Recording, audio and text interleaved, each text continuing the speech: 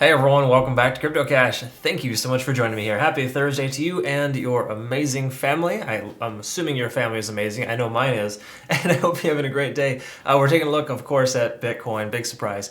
Just helping understand big picture, best practice, whole 9 yards there. But obviously, make sure that we recognize new Fibonacci retracement levels. We're going to go ahead and draw out some newer ones there to kind of help get perspective on smaller time frames, because while the big picture is very helpful, we need to know kind of what's going to happen in the immediate future with key support and resistance levels based on the most recent relative data versus a price action that was high and now it's very low based on an FTX blunder, right? So we got to kind of recognize that and take a look there. So we're going to take a look at that and much more. Of course, you're new to this channel, CryptoCache.tech is the site if you want to become a better trader. I have a trading community, basically Trading Academy, community, and Signal group. Basically a 3-in-1 essentially, where I share my trades with my community members. We took a 108% profit on Ethereum a few trading days ago, as well as 68% on Bitcoin, and then just opened a BNB long position as well. By the way, to my community members, we're perfectly fine with that trade. Try not to worry. I have 2 entry targets. We didn't get filled on the second yet, but I think that we have a lot of confidence in the fact that we're going to hit those targets. So I'm not super worried about it. Try not to concern yourself too much. Make sure you're following my bear market strategy as well. Okay. So again, check that out in your own time. So let's go ahead and take a look here. When it comes to Bitcoin, first of all, we've got our key level Fibonacci retracement line here at about 16,800. The price action has been kind of wavering above and below that, so it's not like a definitive line in the sand. What we have noticed is an instant or immediate rejection at 17,200 a few times so far already. Okay, so that is kind of one of those areas we want to pay attention to. And when it comes to Fibonacci retracement, we want to kind of go ahead and draw out some new lines here. We're going to use slightly smaller time frames. I do usually recommend daily, but on the same accord here, if we can kind of see, it's a little easier to see without these crazy candle wicks on the daily to kind of get perspective on roughly where we're at. So this is one of the most recent relevant lows. This is essentially the lowest point in which the price action came, 15,563. And then obviously we're going to go ahead and stretch it out to the most recent high, because the highest point was 18,200. Okay, so it's going to give us a little more accurate results here, so to speak, for Fibonacci retracement. And then furthermore, we're going to go ahead and look at some volumes, profiles, and make sure that we're on the right track. And we can go ahead and jump on that right now, as a matter of fact, before we jump onto the daily. So if we take a look here, we can see we've got this support/resistance zone at about 16,700.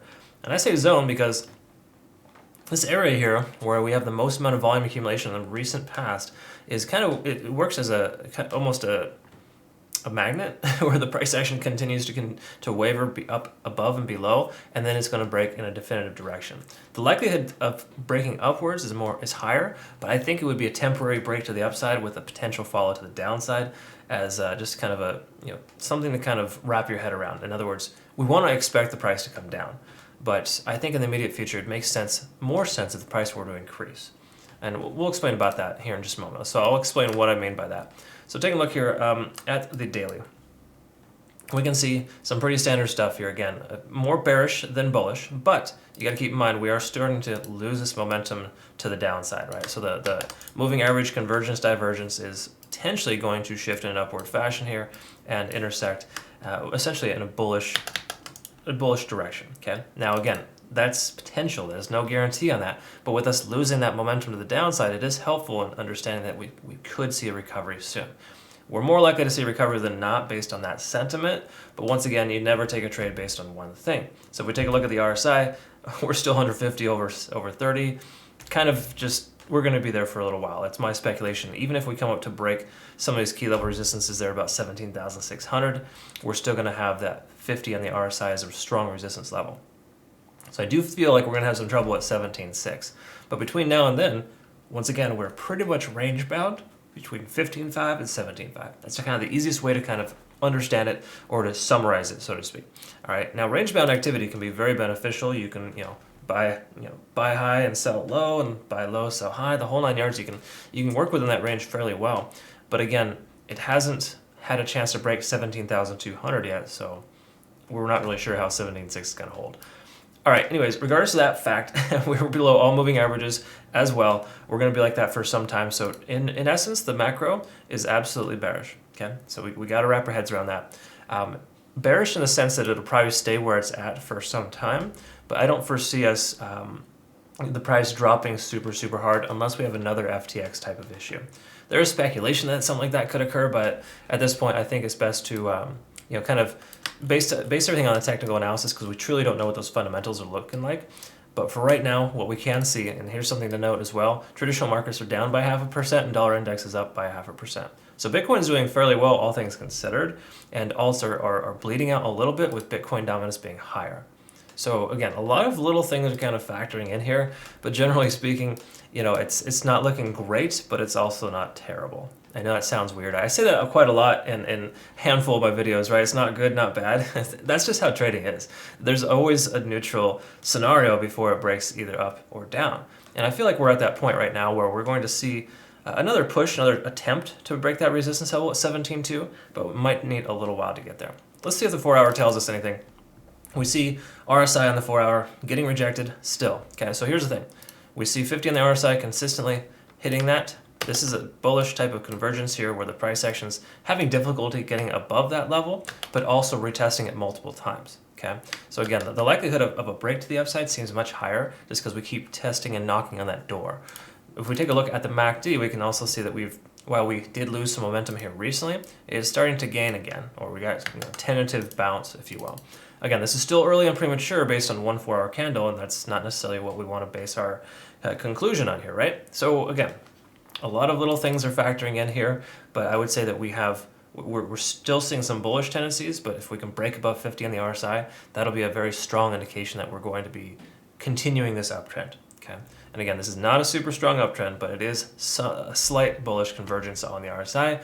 If we also take a look at the 4-hour, we can see we're getting tentatively rejected by the 50. And I say tentative because it hasn't truly effectively tested this level, but a lot of times that can reject out and essentially keep the price action in play or in the same place that it's at right now. So I think at this point, we want to expect the price action to stay where it's at and then to inevitably break to the upside.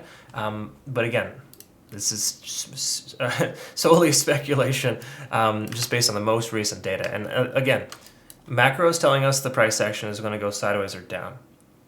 The 4-hour is kind of giving us some indifferent resistance levels that we need to break above. The 1-hour, let's go ahead and see what that tells us here. This could be telling us a different story. And again, this isn't great by any stretch, but these are higher lows. That's helpful, right? And if we can break this next one here to higher highs, we should be on our way to, on the road to victory, so to speak. And what this is telling us here is that the bulls are taking control in that essence where the price action is trying to come higher, got rejected, but keeps coming up a little bit every time. Basically just the bears giving that, giving away, so to speak, and that's a positive. Again, don't want to base our trade on that one sentiment, but that's a good thing on the daily, or correction, on the hourly. And we want to recognize that. We also want to take a look at TD sequential and see here there's no real consistency except for the fact that we did come down to a 9, of course. I covered that in yesterday's video, and that we should expect some type of increase, which it did. Again, it didn't make higher highs and higher lows, but it tentatively is still making higher highs and higher lows. We just need to kind of see if this next high and this next push goes any further. We want to see a closure on the daily, again, preferably above 16,800. That would be very important for us to continue higher, but at this point, still a little premature. Taking a look at the Ichimoku cloud, very last thing to note here is that we have a tentative breakthrough, and this is, again, when you're in range-bound scenarios, which we pretty much are, the cloud can give you some false positives. So to me, I'm not like super stoked or excited about this, but this is a good thing in the overall sense of things. The conversion line is still below the baseline, so we don't have that momentum to the upside just yet, but we're getting there. Just like the MACD on the convergence on the 4-hour, that's very close, but it's not quite there. We got a little bounce, nothing super significant. And then of course we got the lagging span trying to break free the price action. So if the price can stay where it's at and continue to again close above 16,800, then we're going to be in a position where the lagging span will be free and clear of the price action, and we'll have a nice green light to go ahead and take a long position here with Bitcoin. Okay. Again, we want to have something closing above that level, though. I think a closure today above 16,800 should, kind of validate a bullish type of continuation. If we close below 16.8, I don't think we're going to have much of a leg to stand on there because we really want to get above this Fibonacci retracement level and above the cloud if possible. And we're tentatively getting rejected again. It's too premature to note. So I'd wait for confirmation as per usual. That's that'll probably be on my gravestone, wait for confirmation, but I think it's important to do so. Now, you might be scratching your head like, well, why are you waiting for confirmation when you took a BNB trade yesterday? Well, there's a lot of reasons why I took that trade. I'll try to cover that perhaps later so you can see, but generally speaking, try not to worry about that or this here. We're going to be in a position soon here, hopefully, where Bitcoin can continue bullishly. But again, a little early in that sense for the moment. But the one thing that's true is that we have some very positive signs on the hourly, and that could translate to the 4-hour, and inevitably translates to the 1 day. So again, I wouldn't say we're bullish on the hourly, but we're definitely we're a lot better off, or more likely to increase from here based on what we see here so far. But again, the 4-hour and the daily are still fairly bearish. So that's why I say wait for confirmation, because you want to wait to confirm that it's going to go in that direction. We're tentatively bullish on the hourly, if that makes any sense. All right, so hopefully that was clear and concise. I know there's a lot of hypotheticals, but that's really what trading is, just a series of, systematic understandings of what direction it's going to head. In truth, right now, we have kind of a 50-50 direction in either way. But I do think the immediate future, we should see the hourly increase, and that should translate in something positive later, pending we don't have any crazy nonsensical news sometime later this week, right? You never truly know. So stay on your toes and make sure that you trade carefully and cautiously. Thanks so much for watching me. Hope you have a great rest of the day. We'll look forward to seeing you in the next one. Take care.